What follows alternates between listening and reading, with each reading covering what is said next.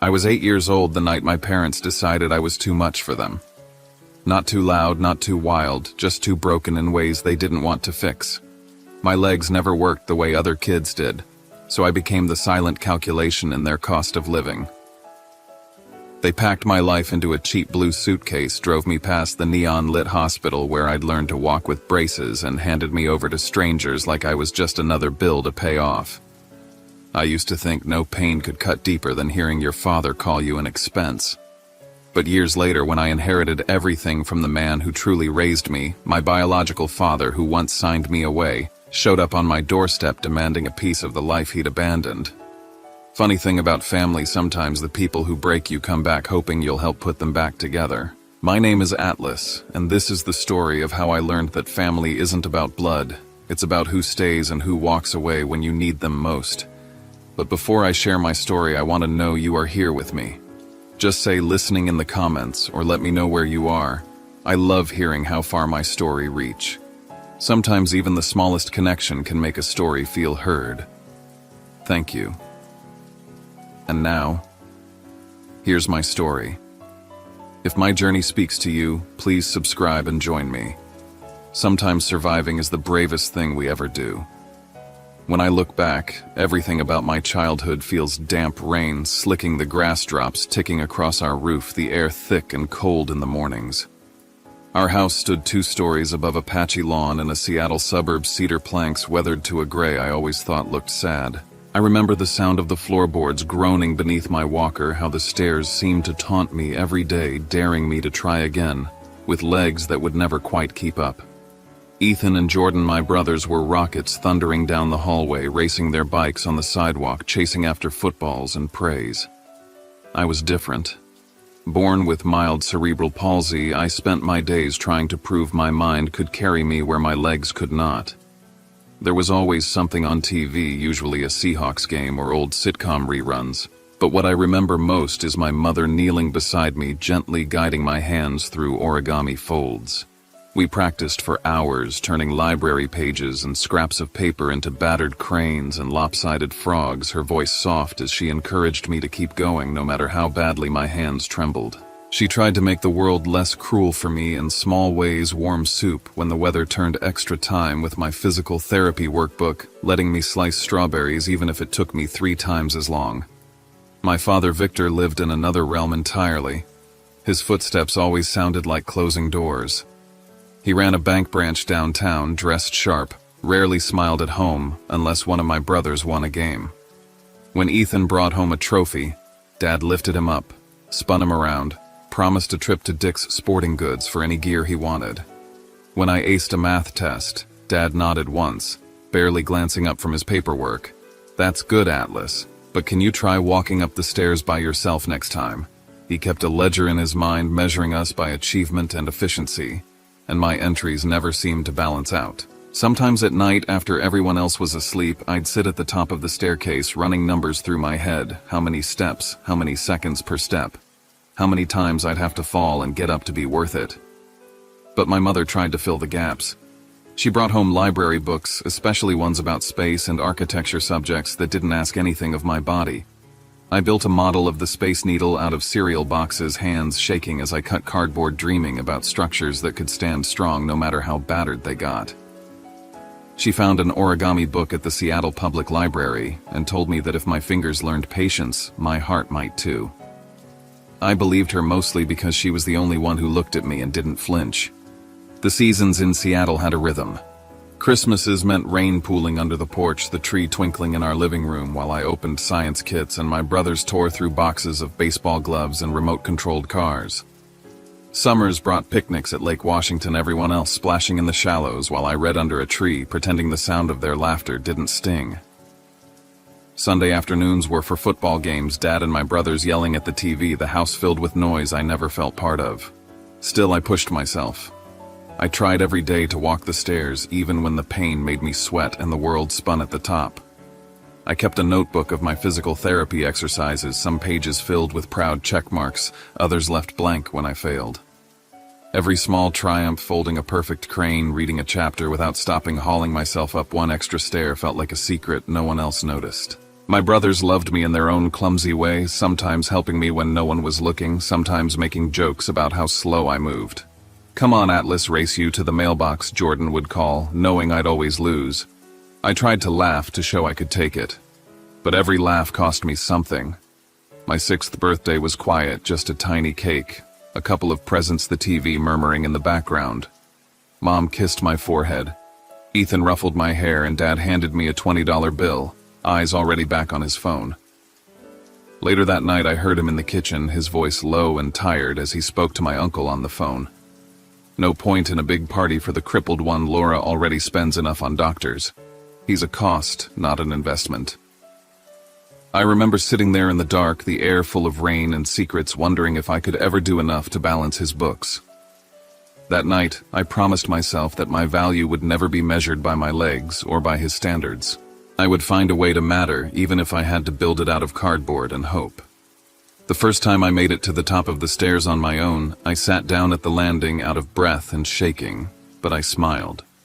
I knew then that my victories would always be quiet, always lonely, but always real. As I watched the rain streak down the window, I couldn't help but wonder if my family ever had to choose what place would there be for a child like me. Somewhere between 7 and 8, my house stopped feeling like a home and became a waiting room. Cold, efficient, a place where decisions got made by people pretending I wasn't there. The birth of my youngest brother Dylan was coming up, and the air in our living room was thick with planning. My parents hunched over stacks of insurance forms, medical bills, and school tuition statements, arguing in whispers about who would get what, who needed what, and who exactly was worth what.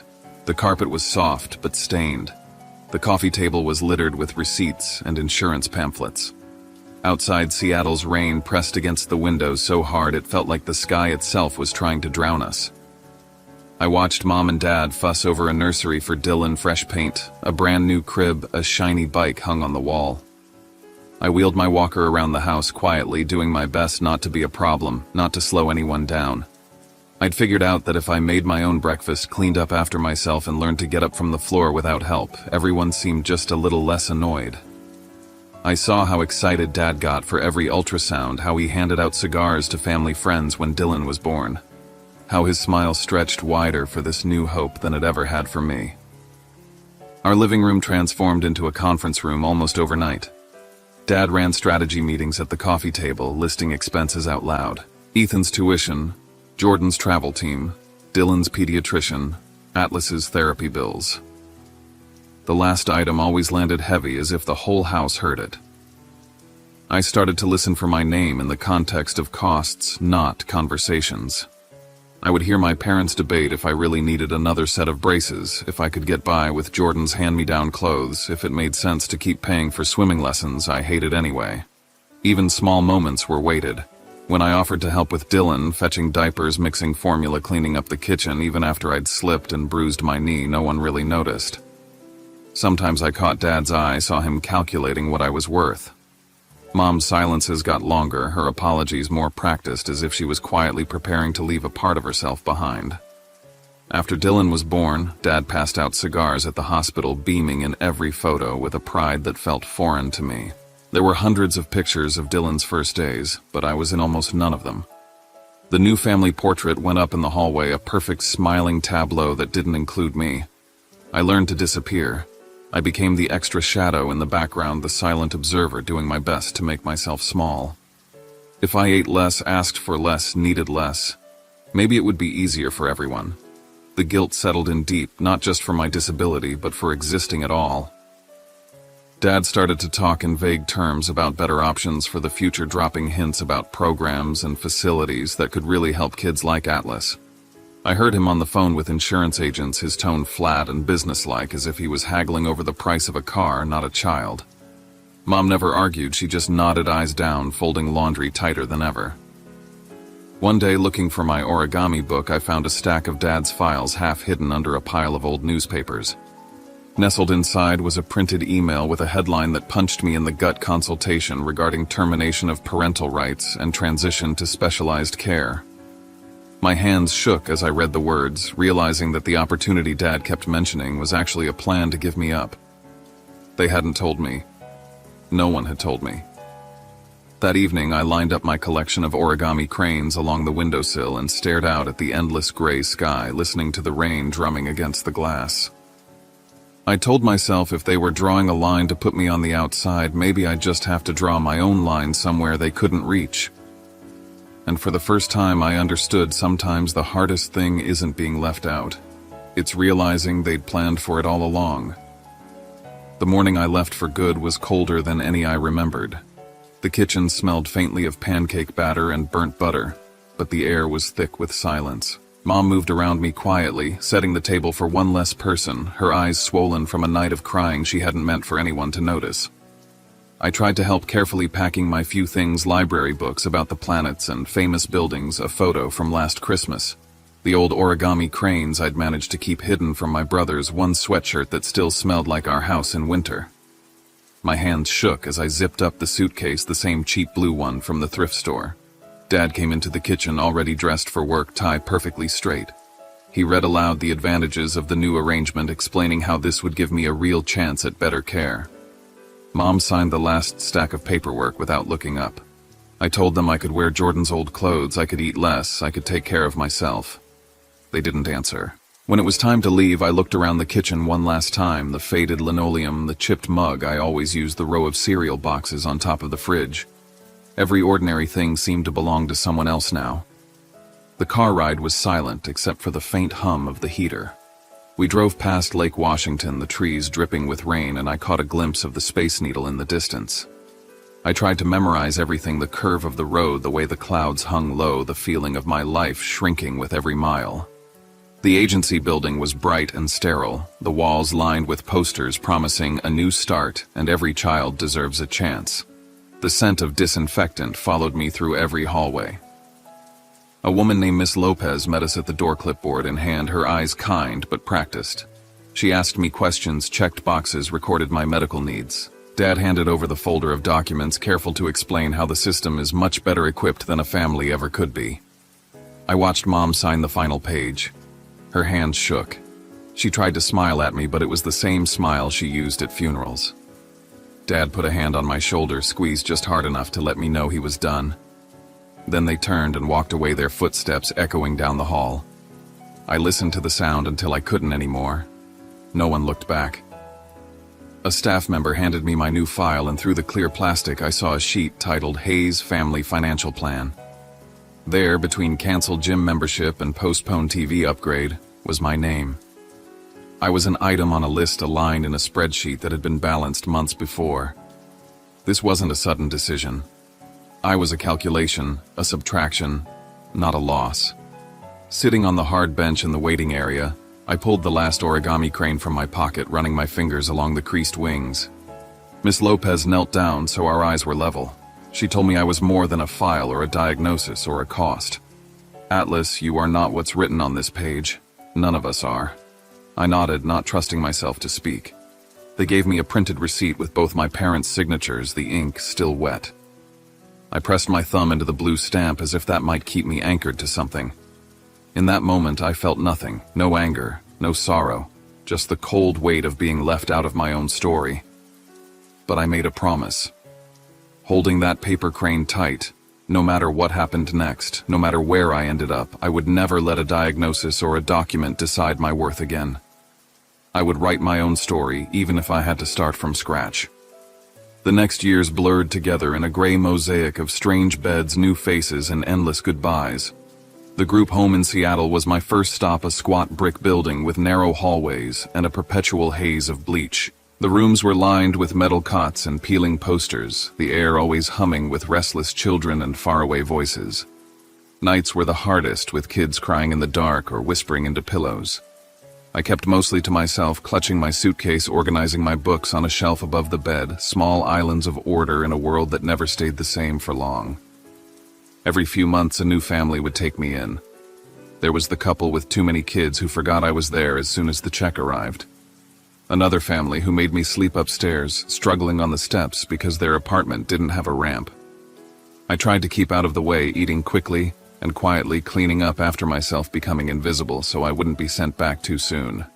Some families just wanted the stipend, others wanted a child who could help around the house, but none wanted a boy who couldn't play soccer or rake leaves or win ribbons at field day. At school, I was the new kid again and again, always the one who needed special accommodations, always the one who ate lunch in the library rather than risk the cafeteria.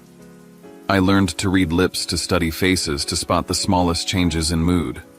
Books became my escape towers of them, sometimes stacked so high they threatened to topple, each one a different world I could disappear into. The loneliness settled deep. I stopped introducing myself to classmates. I quit answering questions and less called on directly. When a foster parent snapped at me for breaking a dish I hadn't even touched, I just apologized and went back to my room. In winter, when the nights seemed longer than the days, I would lie awake and dream of being left behind again, sometimes so vivid I'd wake up clutching my pillow with tears on my face. Miss Lopez kept showing up, rain or shine, checking on me, making sure I had books to read. She told me my worth wasn't determined by how fast I could run or what I could do for a family. "You're not your legs, Atlas," she'd say. "Don't ever let anyone make you think otherwise." I tried to believe her, but the proof was thin on the ground. One afternoon, I overheard a couple tell Miss Lopez right in front of me that they were looking for a boy who could at least run around and kick a ball. I felt something shut down inside me. From then on, I stopped even trying to make friends. That winter, after another failed placement, the agency sent me to a psychologist, Dr. Sophia Reyes. She asked about my nightmares, listened when I described the ache of never belonging anywhere. She told me that my disability was not my fault and that the real failure belonged to those who couldn't see beyond it. Her words didn't fix everything, but for the first time in a long while, I felt a small seed of hope. Maybe there was nothing wrong with me that needed fixing. Then everything changed. Miss Lopez introduced me to an older man named Harlan Vale, a widower with no children of his own, living in a rambling craftsman house on the edge of town. He met me at the door, lowering himself to one knee despite his bad leg, and said, "I'm Harlan. Welcome, Atlas." Instead of listing rules, he asked what color I wanted for my new room. He started building a ramp on the porch before I'd even moved in, showing me the blueprints and asking for my opinion. For the first time, someone acted like I belonged. The first night in Harlan's house, I couldn't sleep, my mind racing with all the ways this could go wrong. But as I lay awake, I heard quiet footsteps outside my door. Harlan was sitting there reading a book, a mug of hot chocolate in his hands. "If you need anything, just knock," he whispered. I didn't say a word. I just watched him, waiting to see if he would leave like everyone else. He didn't. When morning came, he was still there, fast asleep against the wall. Later, as we organized my books on a shelf he'd built, I finally found the courage to ask if I stay here. Would I be your son? Harlan smiled, his eyes tired but kind. "Only if you want to be, Atlas. Family is something we choose." That night, for the first time in years, I slept through until morning, my heart a little lighter, a little less guarded. For the first time, I began to wonder if home wasn't a place or a person, but a feeling I could grow into, one slow breath at a time. When I moved in with Harlan, I was still more shadow than boy, my voice a thin echo in rooms that were too quiet, too new. His house was nothing like the others, a craftsman tucked under old maples at the edge of the city garden beds overflowing with mint and tomatoes. A wide porch with a ramp he'd built himself. The air always smelled of books and coffee and something green from the earth. My bedroom was a blank canvas. Harlan let me pick out the paint and help tape the corners, splattering blue across the floor as I laughed for the first time in months. He never tiptoed around my differences. Instead, he handed me blueprints, kits for building bridges, puzzles of famous skylines. We'd spend afternoons at the dining table, our hands sticky with glue, building models of the Space Needle or the Golden Gate. "You have an architect's mind," he'd say, studying my work. "You see possibility where others see limits." On Saturdays, we visited the library or caught the bus downtown just to look at buildings, tracing lines with our eyes, counting the stories, guessing the weight of the steel beneath the glass. Therapy was a part of the routine, but so was laughter. Harlan never missed a session, never made me feel like my appointments were burdens. He taught me that families are chosen, not given. "Some people inherit love," he'd say as we weeded the garden, "and some of us have to plant it one stubborn seed at a time." I wanted so badly to believe that I could belong not by default but by design. School was different now. I got bused to a district with a real accessibility program. The classrooms were on the first floor, desks moved to fit my chair, and teachers didn't blink when I needed extra time. Still, the stares didn't go away overnight. Some kids kept their distance, uncomfortable with difference. Others hovered at the edges, polite but uncertain. I kept to myself at first, clutching my notebook, sketching bridges in the margins, always afraid that if I spoke up, I'd give them a new reason to look away. But in 7th grade, everything shifted when I met Mia Gonzalez. She was quick to laugh, quick to defend anyone left out, and she didn't treat me like a project or a charity case. We became partners for a science fair, built a model suspension bridge from string and popsicle sticks, and won first place. That night, she invited me over for dinner, where her house was a hurricane of noise and cousins and shared food. Her parents joked, teased, listened. After dinner, as we worked on homework at the kitchen table, I overheard her mom telling her dad, "Harlan's not even blood, but you can see how he looks at Atlas. He loves him like his own." Sometimes I wish every kid could have someone like that. For the first time, I felt seen, not just for my struggles, but for the care I inspired in someone else. On the night before my 11th birthday, Harlan gave me a letter.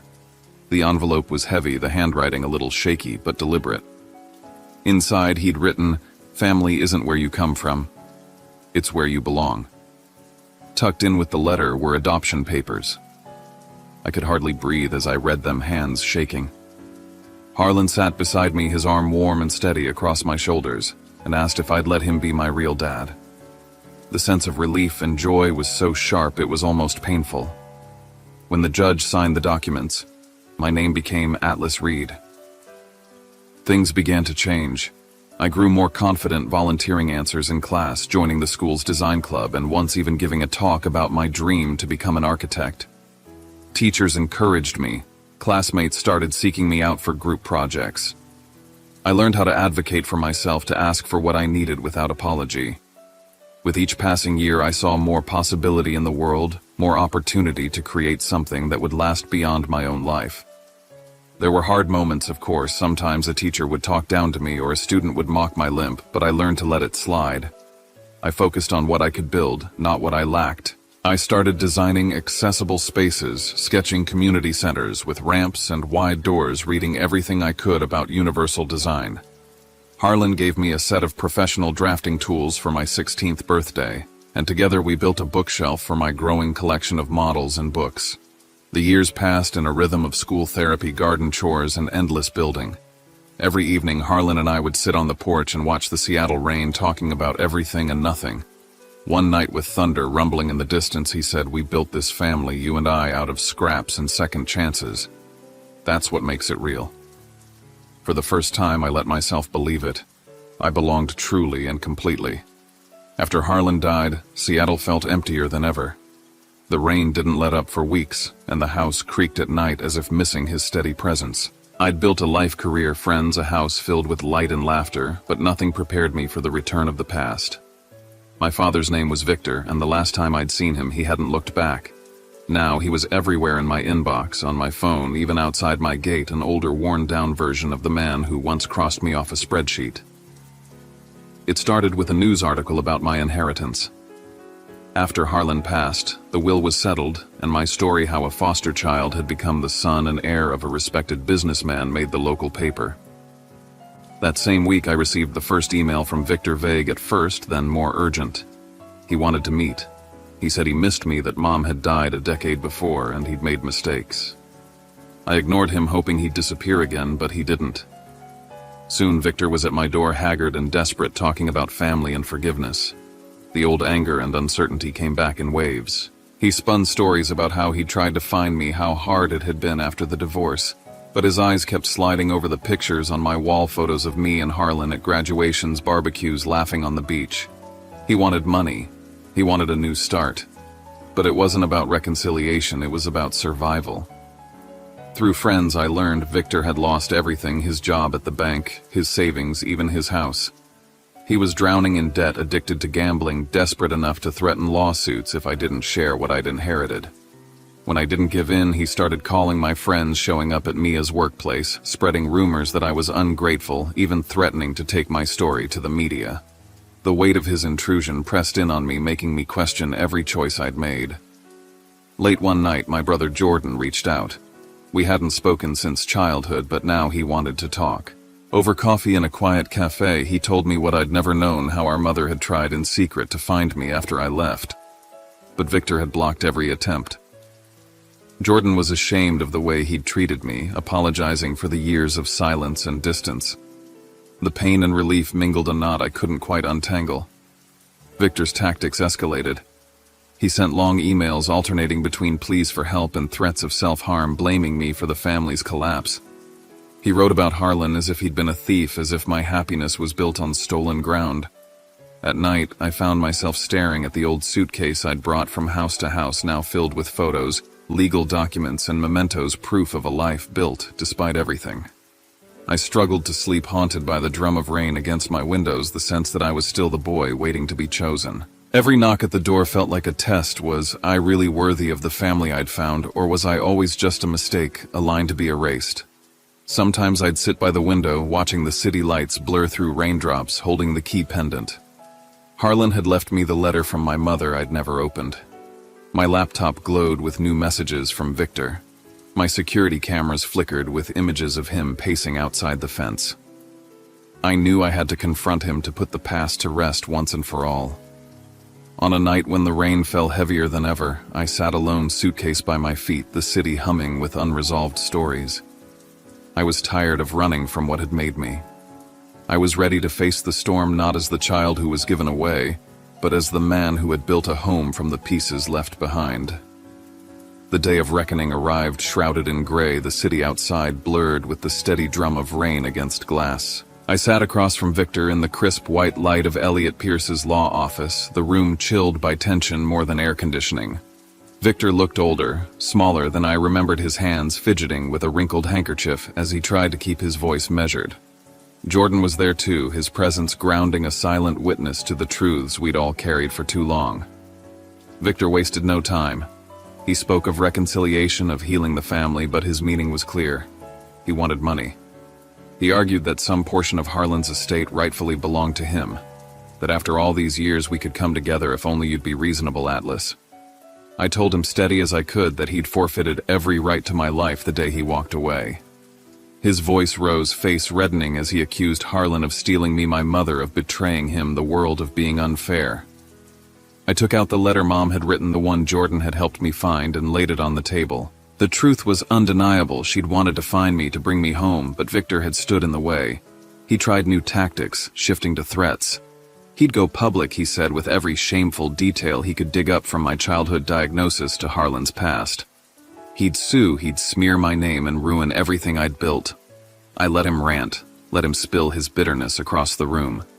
Jordan stepped in, quiet but firm, telling Elliot how Victor had engineered my removal, how he'd manipulated Mom, how the paperwork had been drawn up not out of desperation, but convenience.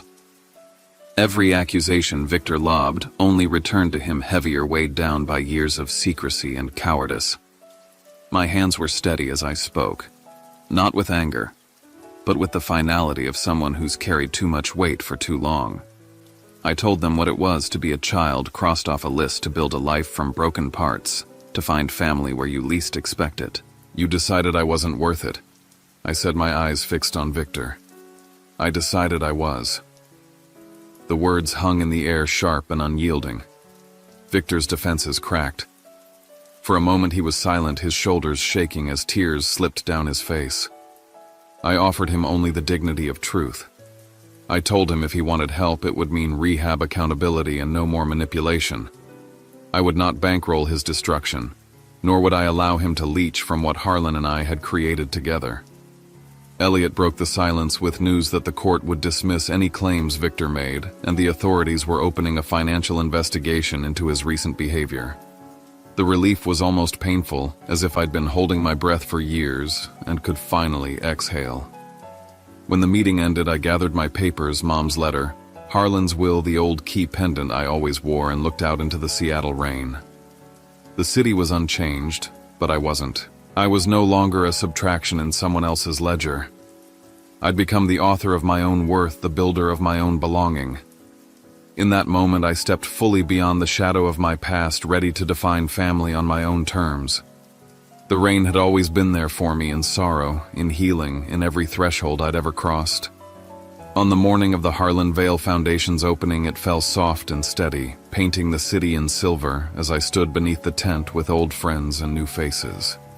The Space Needle loomed nearby, a reminder of dreams first kindled in a boy's bedroom, rebuilt through heartbreak and hope. The hall was full of photos, Harlan and me in the garden, Mia and her parents, Jordan and I at the kitchen table, Dr. Reyes laughing in the sun. Each picture was proof that family could be chosen piece by careful piece. During the ceremony, a boy with a wheelchair rolled up to me, eyes wide, holding a blueprint he'd drawn himself. "Can I really be an architect?"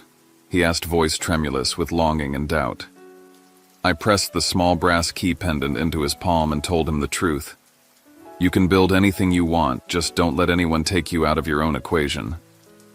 I dedicated most of Harlan's inheritance to the foundation scholarships, housing projects, mentorship programs for orphans and kids with disabilities.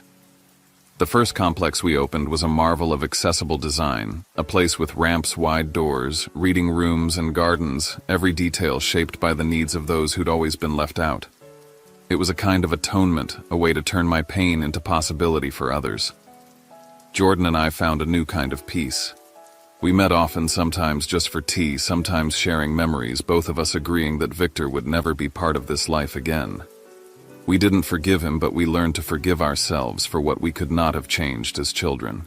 Mia became a constant, her laughter filling my home as we grew older, mentoring kids together, offering the kind of welcome I'd once dreamed of receiving. Dr. Reyes was there too, quietly proud. My work flourished. I spoke at schools and conferences advocating for design that included everyone, for dignity built into every space. Each project was a bridge back to the frightened child I'd been, a message that no one should have to climb alone. I saw myself in every blueprint, in every ramp and door and window, proof that we can all make a home for ourselves no matter how the world tries to write us out. On the final night after the foundation's launch, I sat on the porch of Harlan's old house, rain washing over the garden. The air was full of memories, a boy with shaking hands and dreams bigger than his body, an old man with a gentle heart, a family born out of brokenness and choice. I held the key pendant in one hand and my graduation photo in the other. "We built something beautiful out of ruin," I whispered, "and I finally chose myself." If you've ever found yourself left out, erased, made to feel like a mistake, ask yourself, what would it look like to build your own family brick by stubborn brick? The answer isn't simple, but it's yours to write. And if the rain comes, let it be a blessing, a promise that from everything broken, something strong can still grow.